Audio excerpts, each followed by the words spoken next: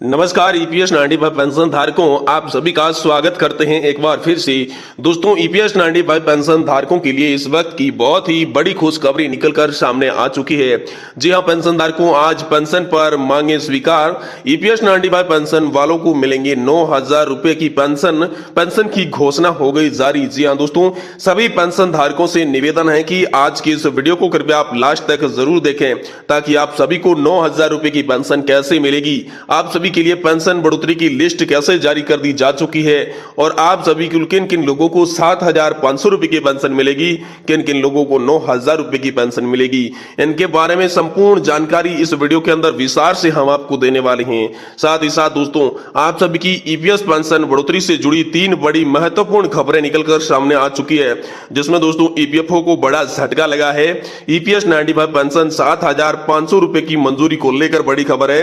वहीं साथ ही साथ पेंशन बढ़ोतरी की तारीख जो जारी करी है उसको लेकर भी आप सभी के लिए बड़ी खबर है। साथ ही साथ एनएससी कमांडर अशोक जी रावत, यानी कि दोस्तों आप सभी जानते हैं एनएससी यानी कि राष्ट्रीय संघर्ष समिति, जो कि पेंशन धारकों की तमाम मांगों को लेकर देश भर में प्रदर्शन कर रही है, धरना प्रदर्शन कर रही है, रैलियां निकाल रही है, आंदोलन कर रही है।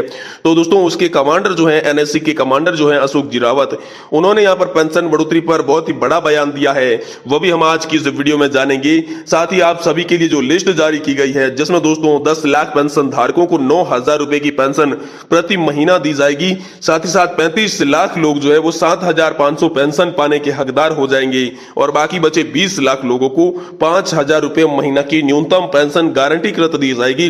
इसके बारे में भी बड़ी खबर है। सभी खबरों को एक एक करके विस्तार से हम इस वीडियो के अंदर बात करने वाले हैं।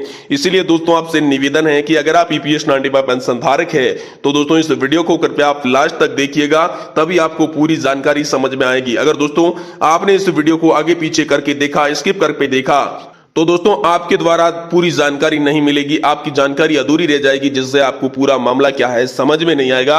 इसलिए निवेदन करता हूं कि दोस्तों इस वीडियो को आप टाइम निकालकर लास्ट तक देख लीजिए, और अगर आप दोस्तों पेंशन धारक नहीं हैं तो अभी से दोस्तों इस वीडियो को छोड़कर चले जाइए, क्योंकि ये वीडियो स्पेशली पेंशन धारकों के लिए बनाया गया है। तो चलिए दोस्तों आप सभी के लिए एक एक करके पहले 3 बड़ी खबरों के बारे में जानते हैं, जिसके बाद जानेंगे कि आखिर में आप सभी की ईपीएस 95 पेंशन बढ़ोतरी की लिस्ट क्या है और किन लोगों को कितना फायदा मिलेगा। तो सबसे पहले बड़ी खबर की बात करते हैं। तो दोस्तों ईपीएफओ को बड़ा झटका, ईपीएस 95 पेंशन 7,500 रुपए, खुशी से नाच उठे पेंशन धारक। जी हां दोस्तों, पेंशन धारकों की तमाम मांगे 7,500 प्लस डीए, फ्री मेडिकल सुविधा, सुप्रीम कोर्ट का ऑर्डर और उच्च पेंशन के आदेश को लेकर लगातार पेंशन धारकों के द्वारा धरना प्रदर्शन, आंदोलन और रैलियां की जा रही थी, और इसी की कड़ी में बड़ा प्रदर्शन हाल फिलहाल में देखने को मिला दिल्ली के जंतर मंतर पर। जी हां दोस्तों, दिल्ली के जंतर मंतर पर कमांडर अशोक जी रावत के नेतृत्व में जो बड़ा प्रदर्शन किया गया था, उस प्रदर्शन के कारण ही सरकार के नजरों में ये ईपीएस 95 पेंशन बढ़ोतरी का मुद्दा आया, और सरकार ने बड़ा ऐलान करते हुए ईपीएफओ को बड़ा झटका दे डाला है। जी हां दोस्तों, सरकार ने ईपीएफओ को यह हिदायत दी है कि ईपीएस 95 पेंशन धारकों की लंबे समय से लंबित मांग 7,500 प्लस डीए को जल्द से जल्द ईपीएफओ स्वीकार करे।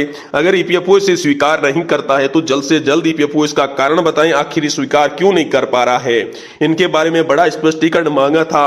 साथ ही साथ दोस्तों ईपीएफओ के स्पष्टीकरण के बावजूद यहां पर श्रम मंत्रालय को एक बड़ा नोट जारी करके ये पूछा गया था कि आखिर श्रम मंत्रालय पेंशन धारकों की पेंशन टाइम पे यहां पर क्यों जमा नहीं कर रहा है। साथ ही साथ जो वित्त विभाग है उसके सचिव को भी यहां पर बड़ी फटकार लगाई थी, और वित्त मंत्री निर्मला सीतारमण से एक बार फिर से संसद के अंदर पेंशन धारकों की तमाम मांगों के बारे में पूछा गया, जिसमें कहा गया कि पेंशन धारकों की पेंशन खाते में समय से क्यों नहीं जमा हो रही है, इसका क्या कारण है, और पेंशन धारकों को पेंशन बढ़ाकर क्यों नहीं दी जा रही है।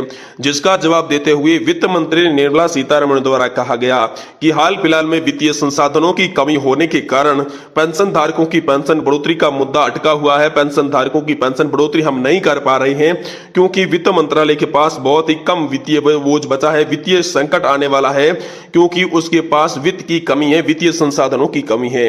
अब जो भी वित्त के मंत्री है, वित्त मंत्री जो है वो वित्त को एकत्रित करने में लगे हुए हैं। जैसे ही यहाँ पर जो फंड एकत्रित हो हो जाएगा तो ईपीएस 95 पेंशन धारकों के खाते में पेंशन का पैसा ट्रांसफर कर दिया जाएगा। इसको लेकर वित्त मंत्री ने बड़ा जवाब दिया और ईपीएफओ को सरकार पहले ही फटकार लगा चुका है कि 7,500 पेंशन जल्दी से जल्दी सभी ईपीएस 95 पेंशन धारकों को मिलनी चाहिए। साथ ही दोस्तों पेंशन बढ़ोतरी की तारीख जारी को लेकर भी बड़ी खबर आप सभी के लिए सामने आई है, क्योंकि दोस्तों पेंशन बढ़ोतरी की तारीख को लेकर पेंशन धारक लगातार इंतजार कर रहे थे। पेंशन धारकों को लगातार तारीख पे तारीख मिल रही थी, तारीख पे तारीख मिल रही थी, लेकिन पेंशन धारकों को ऐसी कोई फिक्स तारीख नहीं मिल रही थी जिसके आधार पर पेंशन धारकों की पेंशन बढ़ोतरी की घोषणा पक्की हो सके। तो इसको लेकर भी यहां पर बड़ी फटकार लगाई गई है कि पेंशन धारकों की पेंशन बढ़ोतरी की तारीख को फिक्स किया जाना चाहिए, तभी सही मायने में पेंशन धारक संतुष्ट हो जाएंगे।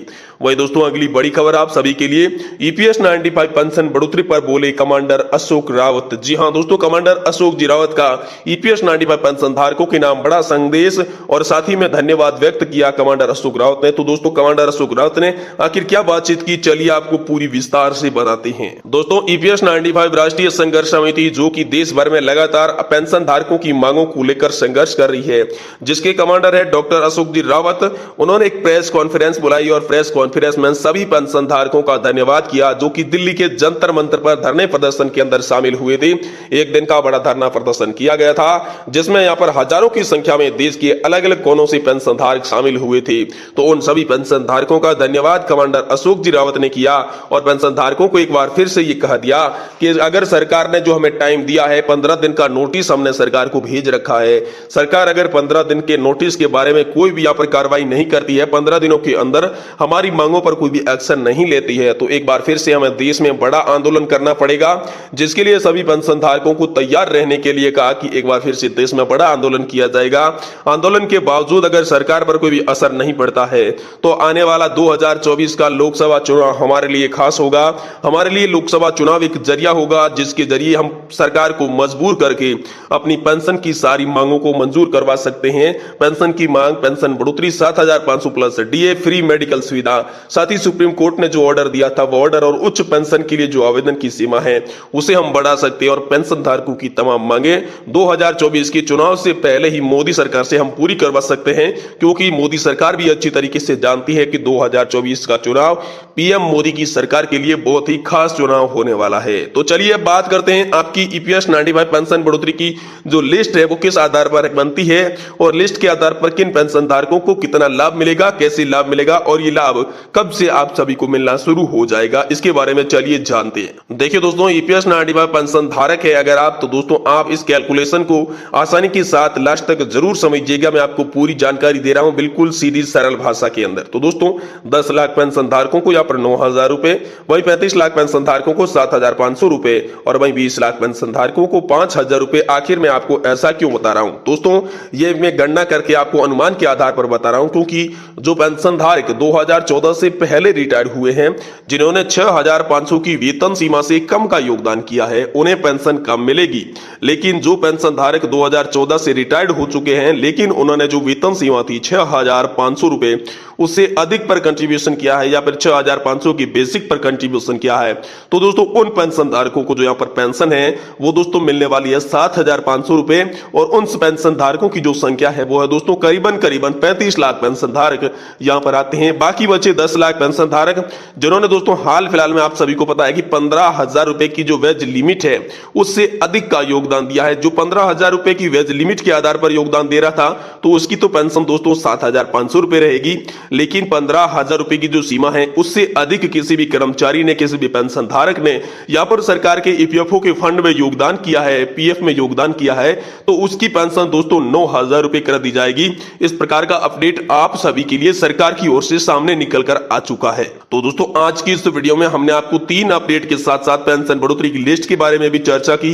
आज का ये वीडियो आपको पसंद आया है तो आप इस वीडियो को लाइक जरूर करें। साथ ही दोस्तों आप हमारे इस वीडियो को कौन से राज्य से देख रहे हैं, कौन से जिले से देख रहे हैं, ये आप हमें कमेंट करके जरूर बताएं। हाल फिलहाल में आपको कितनी पेंशन मिलती है और आपकी उम्र क्या है, ये आप हमें कमेंट बॉक्स के अंदर नीचे लिखकर जरूर बताएं।